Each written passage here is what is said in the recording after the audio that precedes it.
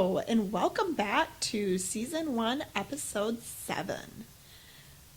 This podcast has been heavy on my mind. I was going to get into the nitty-gritty of clinical trials, chemotherapy, side effects, the unknowns when you're in clinical trials, and the timeline with them.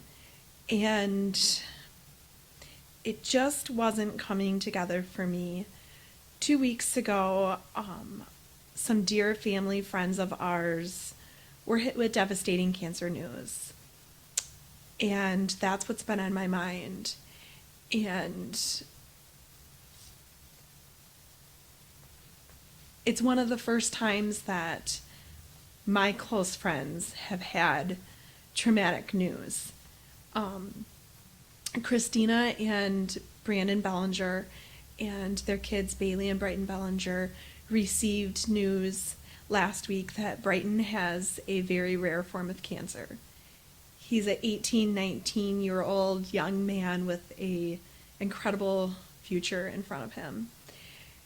So that's been very heavy on my mind, and so this podcast is maybe going to be made up of me just rambling about thoughts, but I wanted to put into words some of the things that cancer's taught me and some of the real things that will happen for them and any other family out there facing newly diagnosed cancer. So I'm just gonna put my heart into how I'm feeling for the Bellingers right now, and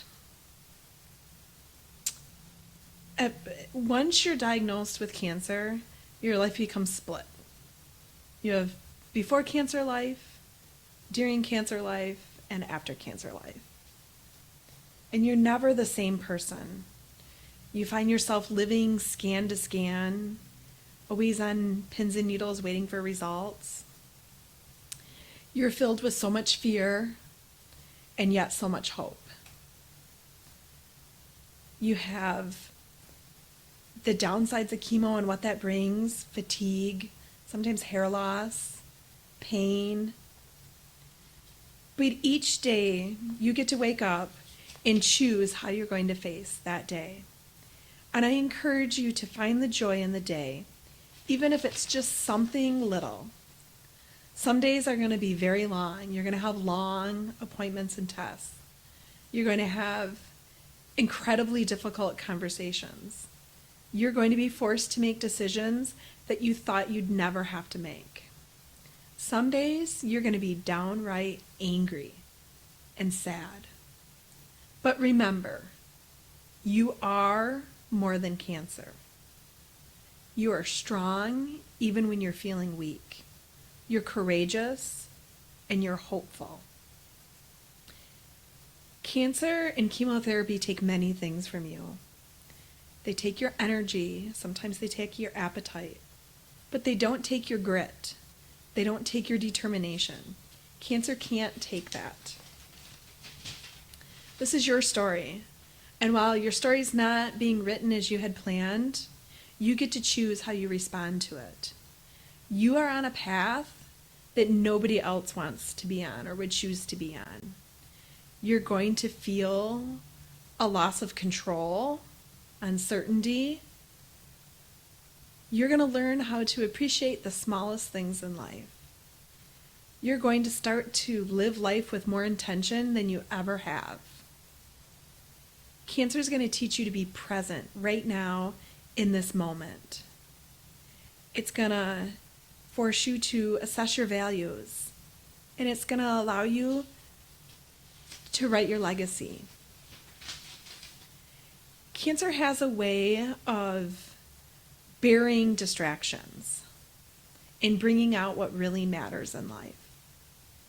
Those things that mattered so much before, you're going to bury away, and you're going to focus on right now and what matters. Cancer is going to teach you how fragile life really is. It's going to teach you to choose your battles and to not sweat the small stuff. You'll have tough days, but you're tougher and cancer is going to make you even tougher. You're going to celebrate your small wins, your good days, your treatment countdowns. Your story isn't finished yet. Your path is on a slight detour, and it will straighten back out. And when it does, you're going to find that you have inspired so many others along your way. Be tough, have faith, keep hope. You've got this. Short and sweet today. Please keep the Ballingers in your prayers and thoughts. There is a GoFundMe that's circling around Facebook to help them with travel expenses to the University of Michigan and the medical expenses they're going to endure. There will also be a local White Lake fundraiser happening in the next couple months. So be on the lookout for information regarding that. And as we step forward and move towards November, my November podcast is going to feature myself and my kids, my new grandson Tate, and we're going to talk about what it was like for my kids to grow up with a mom that had cancer, what it's like waiting on scan results, and how cancer has formed our family into who we are today. Thanks for listening.